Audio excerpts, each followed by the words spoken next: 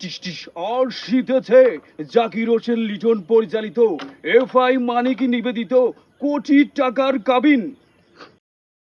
দর্শক আসসালামু আলাইকুম। দর্শক, আজকে আমরা এমন একটা লোকে দেখা পেয়েছি, সেটা না বললেই না, আমাদের জিসান ভাই কিন্তু অনেক মানে চলচ্চিত্রে যত ভিলেন হোক, নায়ক হোক, খলনায়ক হোক, সবার কিন্তু কণ্ঠে কথা বলতে পারে।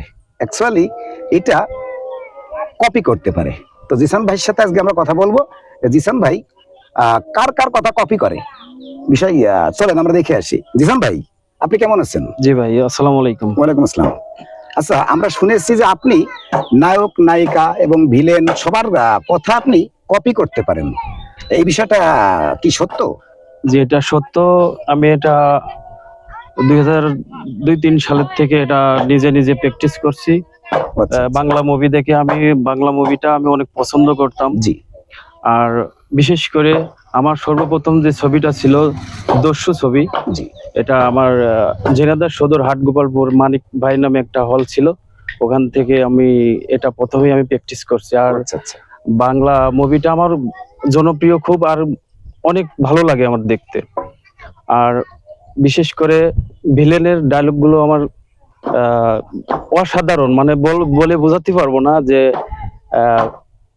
এখনকার যে বর্তমান যে চলচ্চিত্র যারা ছবি মুভি টুবি করে, কিন্তু আগের যে ভিলেন নায়কগুলো আছে, মান্না, ওমর সানি, কাবিলা, মিশি সওদাগর, ডিপজল, হুমায়ুন ফরিদ, এইগুলার মতো আর কি কণ্ঠস্বর আমি কোনো নায়ক ভিলেনদের আমি পাই নাই। আর এটা আমি ধরে রাখার জন্য আমি নিজে প্র্যাকটিস করছি।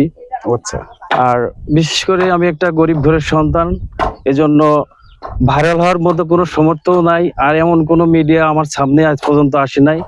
তো আপনি আসছেন আমার কাছে, ঝিনাইদহ থেকে আসছেন, অনেকদিন যাবত ফোন দিয়েছেন, আমি সময় পাই নাই। তো আসার জন্য ধন্যবাদ ভাই আপনাকে। আর বিশেষ করে আমি যে ডায়লগগুলো দিব, এটি মনে হয় খুব আপনাদের মনে ধরবে, ভালো লাগবে। আর যে আমাদের লতা ভাই মানবিক ভিশন থেকে যারা আমার এই ভিডিওটা দেখবেন, অবশ্যই লাইক, শেয়ার, কমেন্ট করবেন। আমি আগের থেকে বলে দিলাম, আমাদের ভাই খুব ভালো মনের মানুষ। সে মানবিক যত জেলায় হোক, ইউনিয়ন পর্যায়ে হোক, গ্রাম পর্যায়ে হোক, সে সবকিছুই তুলে ধরে। ধন্যবাদ। জি ভাই, তাহলে দর্শক আমরা চলে যাই, যে দেখি জিসান ভাই কেমন করে মানুষের কথা কপি করে। আজকে আমরা একটু দেখবো। জিসান ভাই যদি একটু বলতেন। তো সর্বপ্রথম আমি বলতে চাচ্ছি যে এখন বর্তমান যে ভিলেন মিশা সওদাগর, জি। সে একটি জনপ্রিয় ভিলেন। তার কথা না বললেই নাই। আমি তার সীমিত কিছু ডায়লগ দিব। তো আমি প্রথমেই বলবো মিশা সওদাগরের ডায়লগ। মিশা সওদাগর বলে যে, এই আমি কারো কিনা টাট্টু ঘোড়া না, হুকুম মতন কাজ করমু, বাবা জগদীশ পালি একটু ক্ষমা করিস, চুমকি একটু চুমকি দিয়ে দা চুমকি, আমি কিং কোবরা ধরা স্বপ্ন, আমার লেজে পাড়া লাগলে কেউ বাঁচবে না। তারপরে বলে, কারেক্ট দ্যাট কারেক্ট, তুমি বললে তাই আমি বলে নাই, next time no sorry, my name is Kamran Chowdhury, তোকে খুঁজতে খুঁজতে আমি টায়ার্ড, একদম ফিনিশিং দেয়া দেবো ফিনিশিং, জয় কালে ক্ষয় নাই, মরণ কালে ওষুধ নাই। ধন্যবাদ। না, আসলেই অসাধারণ, সেম, মানে এটা কপি বললে ভুল হবে। আর কোন আর একটা ডায়লগ দিব, যে মানে ডায়লগ দিব বেশ কয়েকজনের ডায়লগ দিব। তো আমি সিরিয়ালে পর্যায় বলছি। ওমর সানির একটা ডায়লগ দিব। মানে ডায়লগটা মানুষের মন কেড়েছে। যে রাজীব ছিল আর মৌসুমী ছিল, তো রাজীব যখন ওমর সানিকে তাড়িয়ে দেয় অভিমান করে বলে, তখন মৌসুমী তারপর পরে তার বাসায় যায় ওমর সানির কাছে। তখন ওমর সানি বলে, তুমি চলে যাও সুমি, কারণ আমি একটা বেবি টেকচিওয়ালা, একটা বেবি টেকচিওয়ালার সাথে কোনোদিন প্রেম ভালোবাসা হয় না।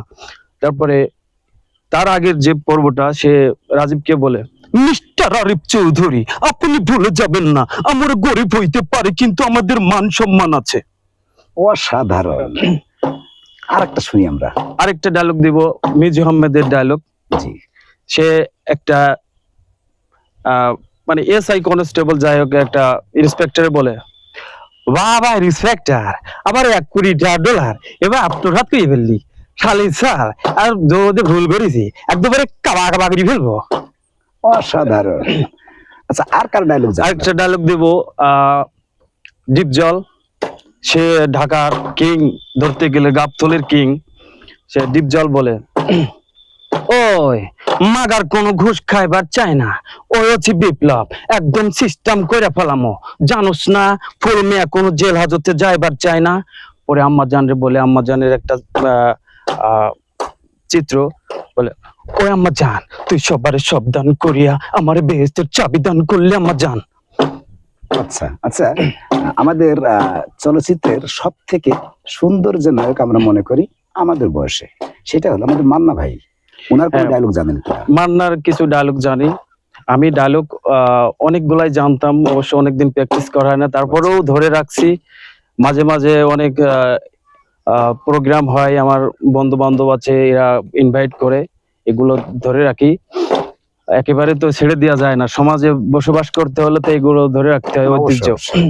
তো মান্না বলে, মাথা নষ্ট, কি যে কষ্ট, বা আমি তোর কোলে অনেকদিন ঘুমাই রে বা, প্লিজ আমার 1 মিনিটের জন্য তোর কোলে ঘুমাতে দে।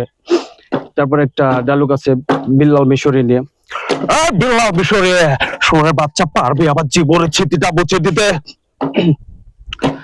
তারপর বলে, নীলা আমাকে কেন ভালোবাসবে না, আমি ল্যাংড়া না খোড়া না বোবা। এটা মানে লাভ স্টোরির একটা ডায়লগ। তারপরে আমাদের বরিশালের যে ভিলেন আছে কাবিলা ভাই, কাবিলা ভাই।